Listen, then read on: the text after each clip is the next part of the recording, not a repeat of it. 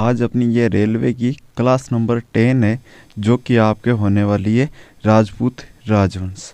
इसमें हम 2 टॉपिक करेंगे और जैसा कि हमने टारगेट लिया था कि डेली के 2 टॉपिक करेंगे, तो ये रेलवे में पूछे गए सारे के सारे प्रीवियस ईयर क्वेश्चन पेपर है जनरल नॉलेज के, चाहे आपके एनटीपीसी हो, ग्रुप डी हो या फिर आरपीएफ हो या रेलवे का कोई सा भी एग्ज़ाम हो, जिसमें भी आपके क्वेश्चन पूछे गए वो सारे के सारे प्रीवियस ईयर क्वेश्चन यहाँ पे मिलेंगे, फुल डिटेल के साथ मिलेंगे। और आज है अपना 10वां दिन, तो हमने बोला था कि आपके जो प्राचीन हिस्ट्री है वो ख़त्म होने वाली, तो आज ये प्राचीन जो इतिहास है उनकी ये लास्ट क्लास है। और बाकी कल हम बात करेंगे मिडाइवल हिस्ट्री, जिसमें हम बहुत सारे प्रमुख राजवंश और पढ़ेंगे, ठीक है। तो दिल्ली सल्तनत वगैरह वो उसी में आएगी। फिर उसके बाद में हम स्टार्ट कर देंगे मॉडर्न हिस्ट्री। तो आज आपके लगभग 25 क्वेश्चन के समथिंग क्वेश्चन होने वाले हैं 2 टॉपिकों में, तो इन टॉपिकों से कम ही सवाल पूछे जाते हैं, लेकिन फिर भी जो आए हैं उनको आप एक बार पढ़ लो, क्योंकि एक एक सवाल कीमती होता है। चलिएगा, तो आज का पहला सवाल है, खजुराहो के मंदिरों का निर्माण किस राजवंश के शासनकाल में हुआ था? तो ये हुआ था आपके चंदेल राजवंश। किसके? चंदेल राजवंश। तो आइए इसकी हम थोड़ी सी डिटेल देखते हैं। खजुराहो के मंदिर का निर्माण 10वीं से 12वीं सदी के मध्य चंदेल शासकों ने करवाया था।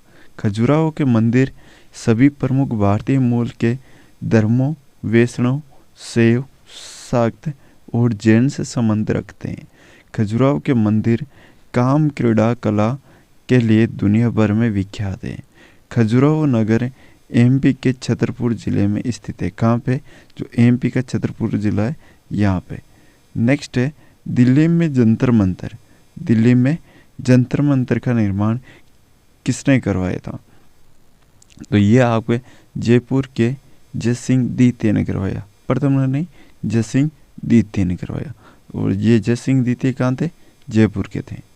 चलिएगा, नेक्स्ट आपके इसकी डिटेल आती है कि दिल्ली स्थित जंतर मंतर का निर्माण 1724 में महाराजा सवाई जय सिंह द्वितीय ने करवाया। 1724 में यह इमारत प्राचीन भारत की वैज्ञानिक उन्नति का प्रमाण है। इसे वेधशाला में विभिन्न प्रकार के उपकरण ग्रहों की गति नापने के लिए लगाए गए हैं। यहाँ सबसे बड़ा यंत्र सम्राट यंत्र है। अगर आपसे पूछ ले कि सम्राट यंत्र कहाँ है, तो जंतर मंतर दिल्ली में। सूर्य की सहायता से सम्राट यंत्र वक्त और ग्रहों की स्थिति की जानकारी देता है। जो आपके सम्राट यंत्र है ये क्या करता है? जो टाइम है और जो ग्रहों की गति है, स्थिति है, इनके बारे में क्या देता है? जानकारी। इस प्रकार की वेधशालाओं का निर्माण महाराजा जय सिंह द्वितीय ने जयपुर, उज्जैन, मथुरा, वाराणसी में करवाया था। तो इन 4 जगहों करवाया था, ठीक। तो ये आपको याद होना चाहिए। चलिएगा, नेक्स्ट क्वेश्चन है यहाँ पे आपके सामने आ जाता है, अच्छे से आप इनको पढ़िएगा। महाराजा सवाई जय सिंह द्वारा निर्मित जंतर मंतर है। तो ये जंतर मंतर क्या है? एक वेधशाला है। क्या है? खगोलीय वेधशाला। ऑप्शन नंबर डी, अभी हमने बात की थी, एस्ट्रोनॉमिकल ऑब्जर्वेटरी। चलिएगा, कितने शहरों में महाराजा जय सिंह ने जंतर मंतर का निर्माण करवाया था? तो ये 5 शहरों में। कितने शहरों में? 5 शहरों में। नेक्स्ट क्वेश्चन है, टावर ऑफ विक्ट्री विजय स्तंभ में है। तो विजय स्तंभ कहाँ पे? आप सभी जानते हो विजय स्तंभ है राजस्थान में। तो जो राजस्थान का चित्तौड़गढ़ है यहाँ पे क्या? विजय स्तंभ। टावर ऑफ विक्ट्री यानी कि विजय स्तंभ राजस्थान के चित्तौड़गढ़ किले में स्थित एक स्तंभ है, जिसे मेवाड़ नरेश राणा कुंभा ने महमूद खिलजी के नेतृत्व वाली मालवा और गुजरात की सेनाओं पर विजय के स्मारक के रूप में सन 1440 और 1488 के मध्य बनवाया था। ये राजस्थान पुलिस और राज्य माध्यमिक शिक्षा बोर्ड का क्या है? प्रतीक है। नेक्स्ट, चित्तौड़गढ़ किस वंश की राजधानी थी? चित्तौड़गढ़ थी आपके सिसोदिया राजवंश की राजधानी। नेक्स्ट क्वेश्चन, हमीरदेव सिसोदिया ने यहाँ सिसोदिया वंश की स्थापना की थी। नेक्स्ट क्वेश्चन है आपके सामने, इनमें से कौन गुलाम वंश से संबंधित है? तो ये है हमीर। इसका राइट आंसर क्या हो जाएगा? हमीर, यानी कि ऑप्शन नंबर सी। चलिएगा, हमीर गुलाम वंश से संबंधित नहीं था। हमीर देव चौहान पृथ्वीराज चौहान के वंशज थे। उन्होंने रणथंभौर पर 1282 से 1301 ईस्वी तक राज्य किया। हमीर देव का कालजयी शासन चौहान काल का अमर वीर गाथा इतिहास माना जाता है। हमीर देव चौहान काल का कर्ण भी कहा जाता है। तो चौहान काल का कर्ण किसे कहते हैं? हमीर देव चौहान को। नेक्स्ट क्वेश्चन है आपके सामने, साहित्य के प्रख्यात समर्थक राजा भोज किस वंश से जुड़े हैं? तो यहाँ इसका आप आंसर देने की कोशिश कीजिएगा। चलिए बता दूं आंसर। चलिए, तो ये थे आपके परमार वंश से जुड़े। साहित्य के प्रख्यात समर्थक राजा भोज परमार वंश से जुड़े थे। परमार वंशीय राजाओं ने मालवा राजधानी में 9वीं शताब्दी से लेकर 14वीं शताब्दी के पूर्वार्ध तक राज किया था। नेक्स्ट है, प्रतिहार राजवंश का संस्थापक कौन था? तो प्रतिहार राजवंश का संस्थापक कौन था बताइएगा? तो ये थे हरिश्चंद्र। कौन थे? हरिश्चंद्र। प्रतिहार राजवंश अग्निकुल के राजपूतों में सर्वाधिक प्रसिद्ध राजवंश था। प्रतिहार वंश के संस्थापक राजा हरिश्चंद्र थे, जो एक ब्रह्मास्त्री थे। इनकी राजधानी कनौज थी। ग्वालियर अभिलेख के तहत इस वंश का वास्तविक संस्थापक नागभट्ट प्रथम था। कौन था? नागभट्ट प्रथम।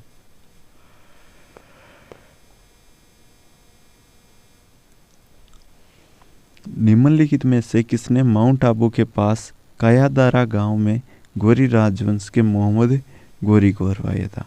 तो यह हराया था आपके भीमदेव सोलंकी द्वितीय ने। तो देखो ऑप्शन कितने मिलते जुलते आ रहे, यहाँ पे प्रथम, यहाँ पे द्वितीय। तो द्वितीय ने हराया था।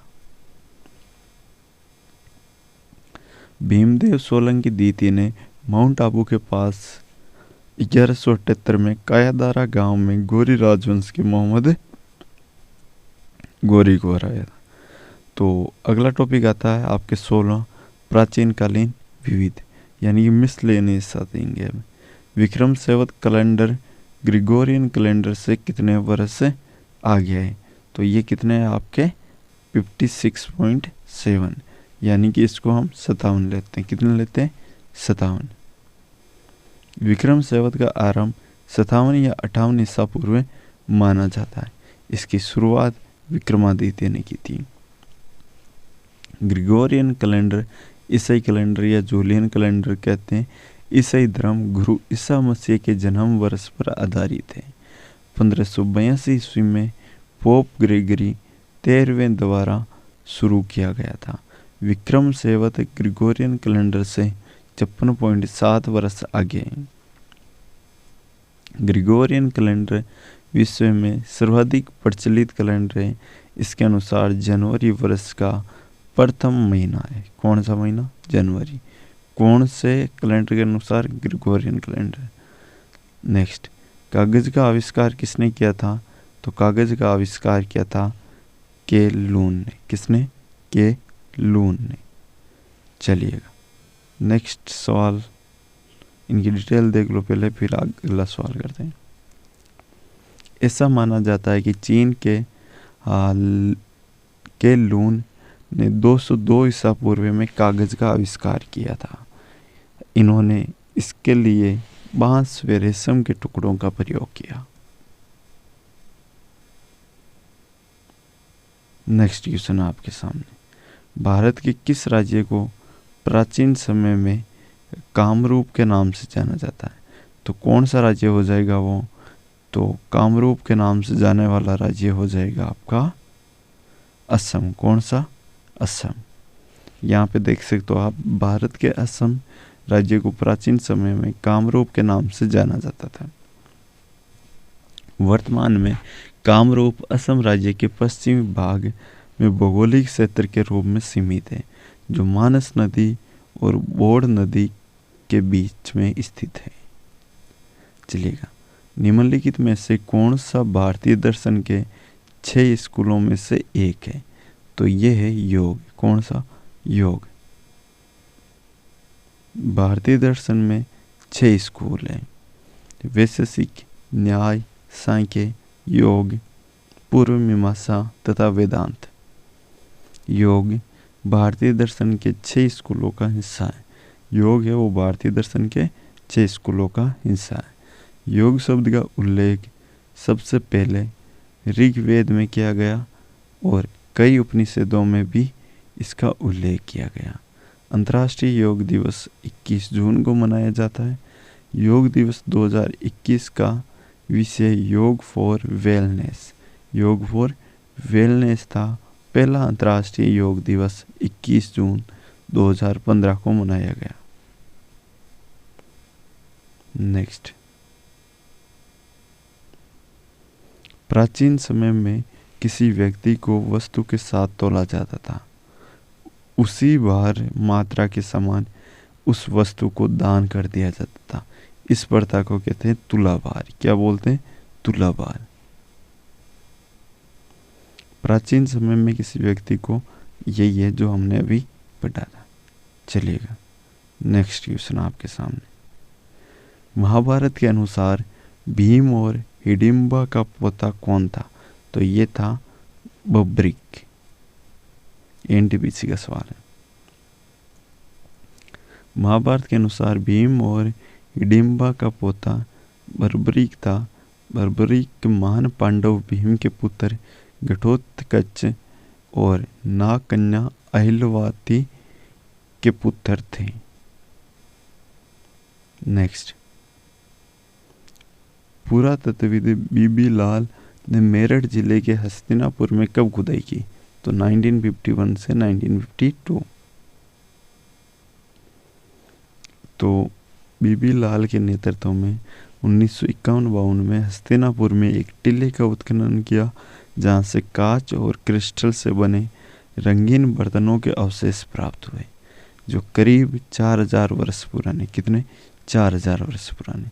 ये अवशेष महाभारत कालीन सभ्यता के बारे में जानकारी प्रदान करते हैं। भारत नाम भारतीय संविधान में भारत के लिए उपाधि के रूप में प्रयुक्त होता है, जिसका जिक्र भारतीय महाकाव्य में खाली जगह एक भाग में प्राचीन पौराणिक सम्राट भरत की कथा के रूप में है। तो इसका आंसर देने की कोशिश कीजिएगा। तो इसका आंसर होगा आपके इन ऑप्शनों में से बताइएगा। तो होगा महाभारत, ऑप्शन नंबर डी।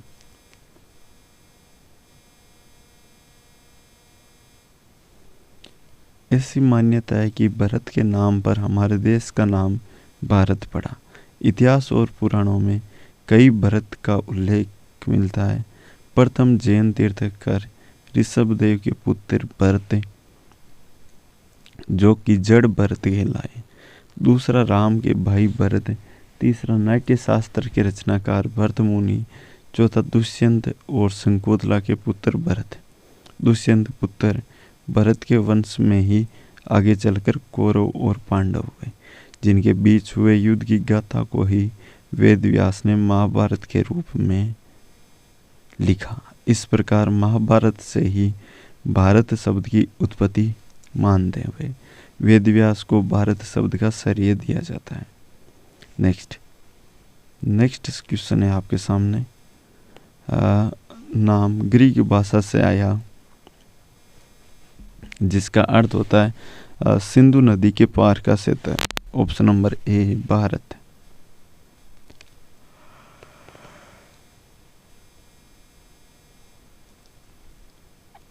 देखिए इसकी डिटेल। भारत नाम मुख्यतः ऋषभ देव के पुत्र भरत के नाम पर पड़ा। किसके नाम पर? भरत के नाम पर। इंडिया शब्द ग्रीक भाषा से आया जिसका अर्थ है सिंधु यानी कि इंडस रिवर के पार का क्षेत्र।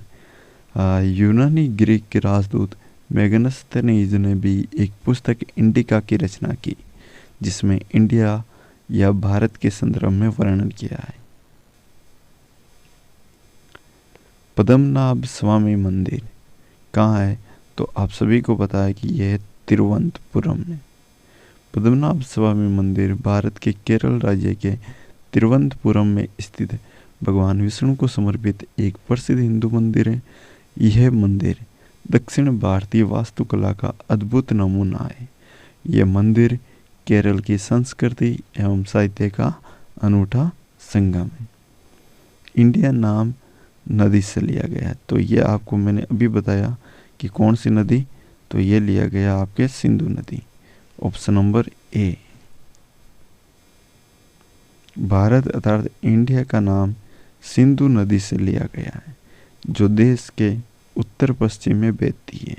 ग्रीक के लोग इंडिया को इंडोई कहते हैं जिसका मतलब होता है सिंधु के लोग। नेक्स्ट, प्राचीन काल से ही श्राफ, सेठ, साहूकार, महाजन और खेती के रूप में जाने वाले व्यापारियों का मुख्य व्यवसाय क्या था? तो ये था बैंकिंग। क्या था? बैंकिंग। प्राचीन काल में ही श्राफ, सेठ, साहूकार, महाजन और खेती के रूप में प्रचलित व्यापारियों का मुख्य व्यवसाय बैंकिंग व्यवस्था का संचालित करना था। साहूकार या महाजन लोगों को ऋण देते और उनकी वस्तुएं गिरवी रखते जिसे एक निश्चित समय के पश्चात वापस कर दिया जाता था। ये लोग